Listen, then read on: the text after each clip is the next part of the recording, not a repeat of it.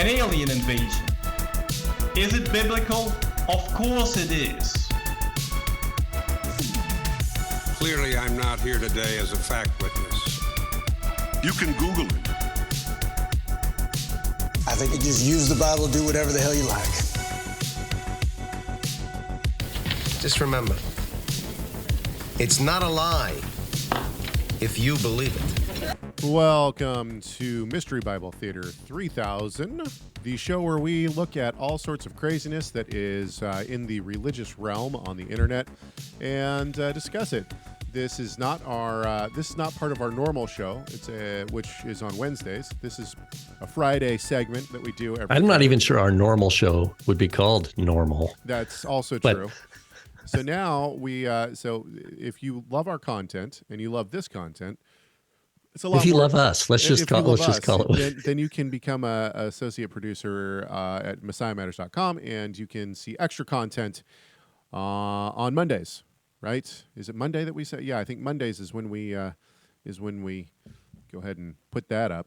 So, okay, I'm going to bring my audio just now. We're in an here. interesting. This is the first time where I've heard it, but you haven't. Is that right? Well, I did take a look at it.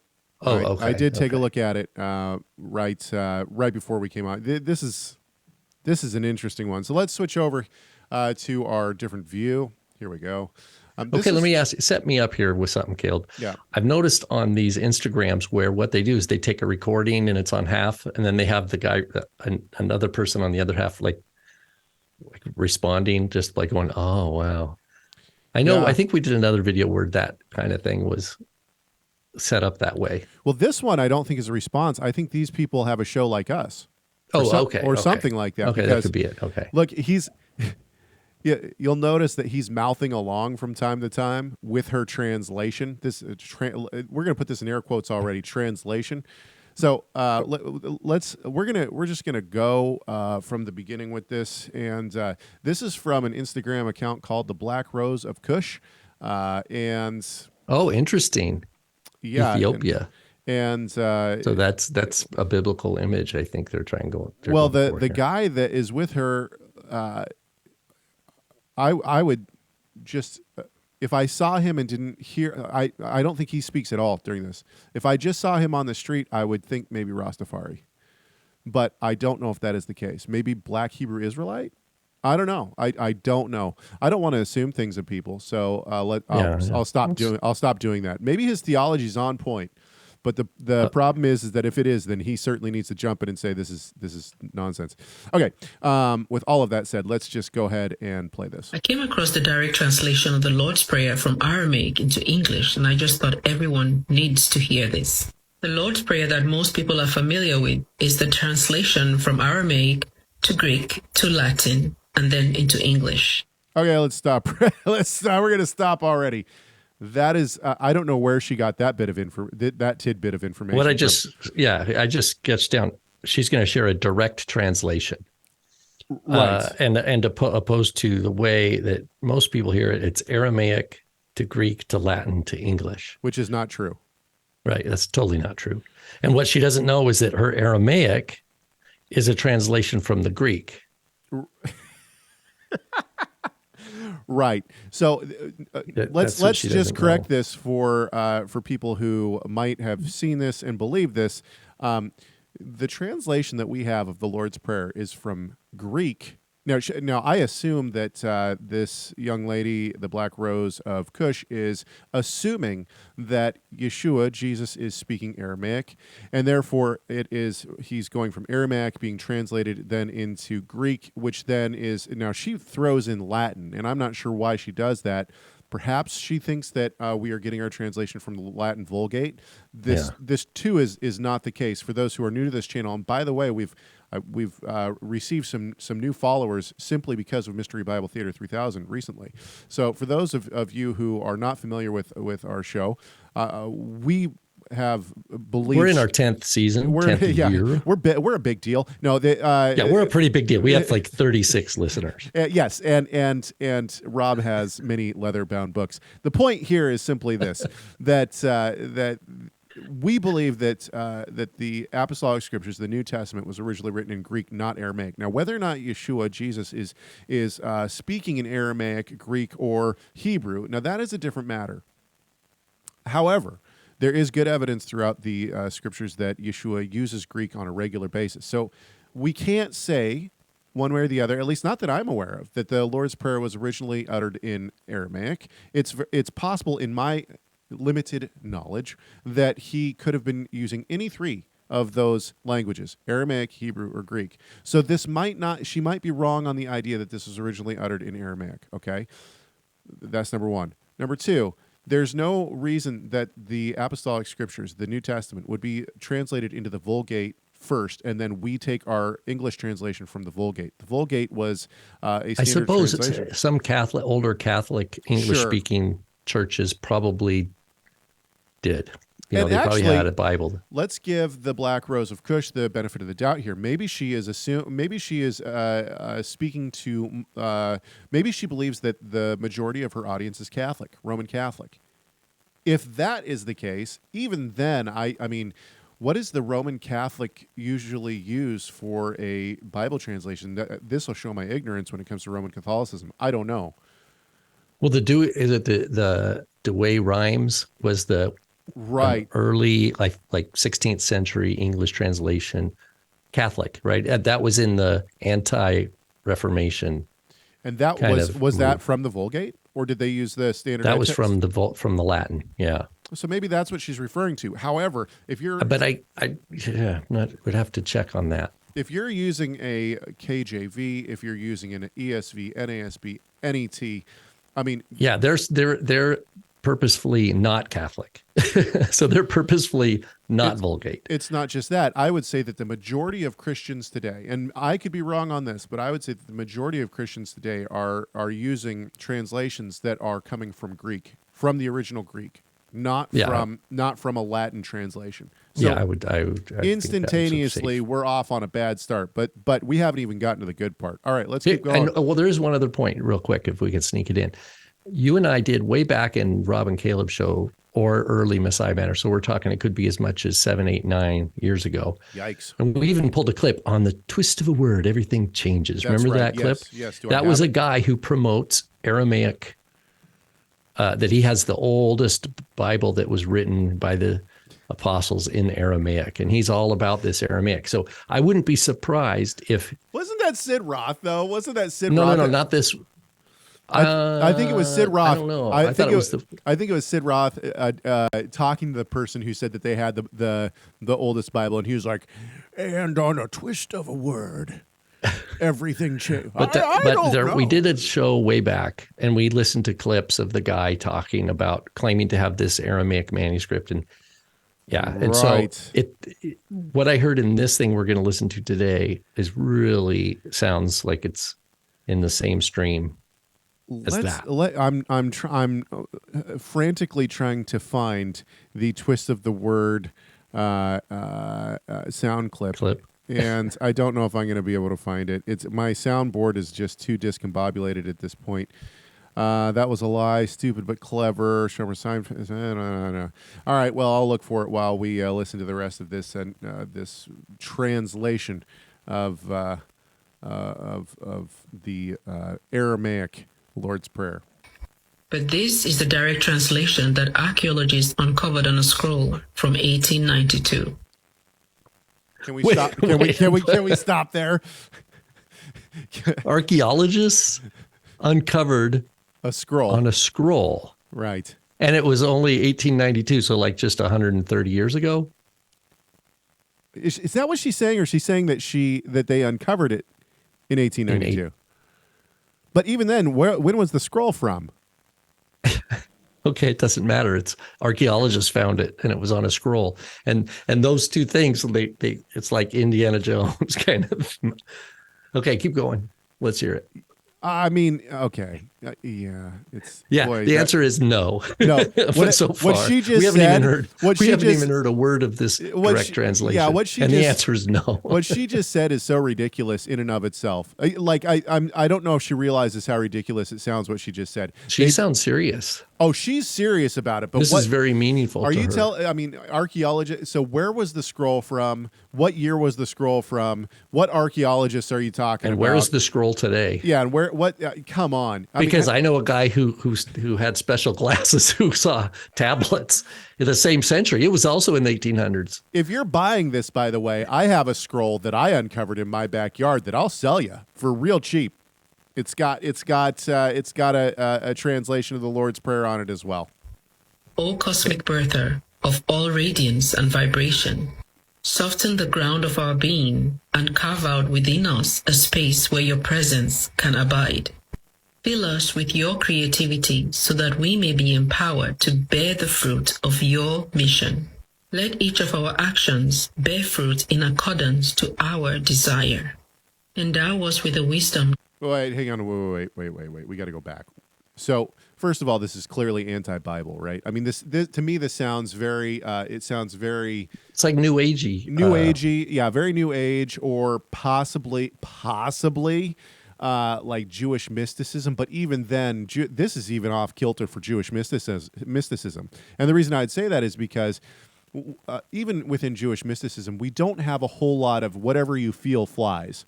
Carve out within us. Yeah, the translation is so. Jewish mysticism is all about commandments, the mitzvah. Right, and so this to me doesn't sound like Christian mysticism. It doesn't sound like Jewish mysticism. I think you hit the nail on the head with New Age, and I don't know what archaeology. What wasn't the first word cosmic? What was it?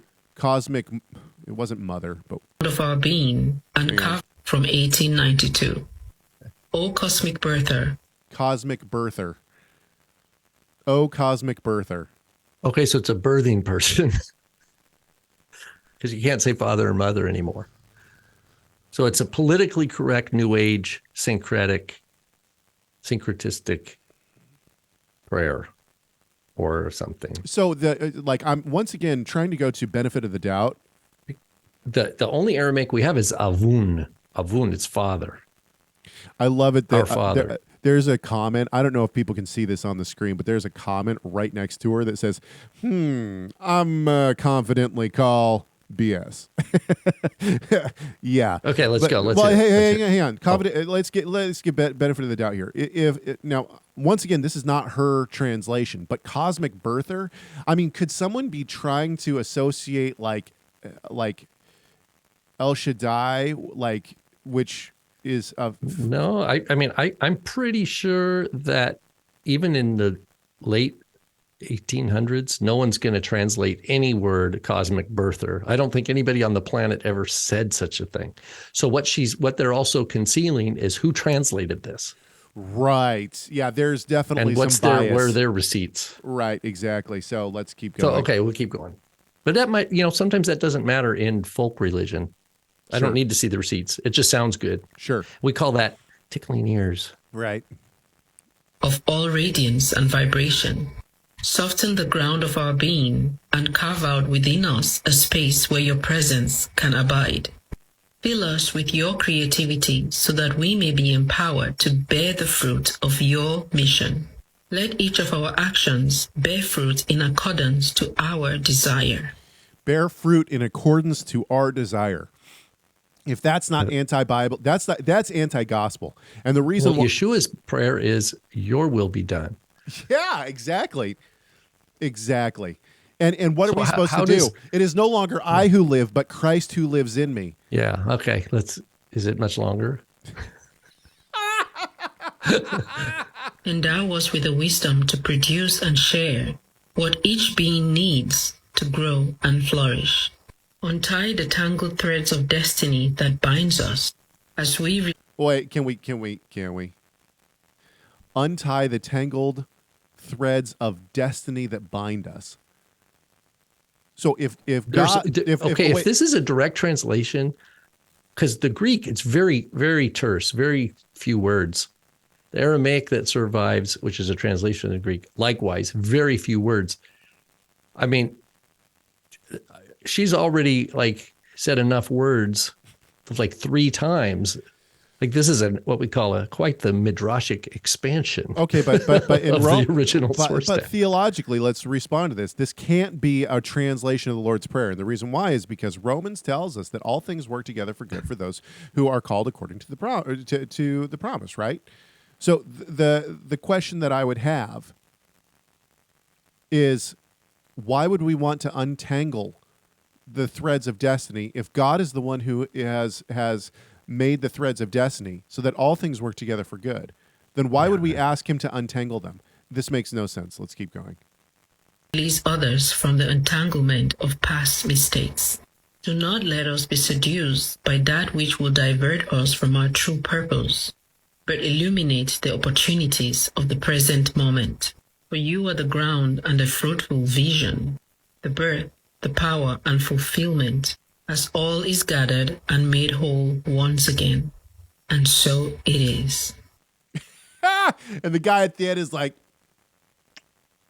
it's just so profound. I mean, the unfortunate part for me is that these 2 people who seem very genuine, at least from the very little that I have seen in this video, it seems like she is, she's connecting with this somehow. She's connecting with this idea of that this is the true Lord's Prayer, and what it says to her, it seems to resonate with her. To me, that is it's not only sad, but it's scary because because she's obviously by differentiating what she was about, what she shared from what quote most people think, right, and then she gives a dismissive attitude towards what most people think. Why? Because look at its history. I mean, apparently she thinks history matters because she said Aramaic to Greek to Latin to English. So that's supposed to be a weight of history that is to steer us away or devalue that version that we're quote used to. But she says, but this one's direct, and archaeologists were involved, and there was a scroll, right? And so she sprinkles this stuff, and then now she's going to share all this. And this is where she finds meaning. In other words, can I just tell you that you're not going to get it from the original. You're not going to get it from the King James. My great-grandfather was alive in 1892. Maybe he's the one who uncovered this. Did he ever? Is there any family journals you can go back and see if he found that? If he was involved in the archaeology of the scroll? I mean, the fact of the matter is that I don't know what belief system these 2 people hold to. I don't know if they call themselves believers. I don't know if they are part of a denomination.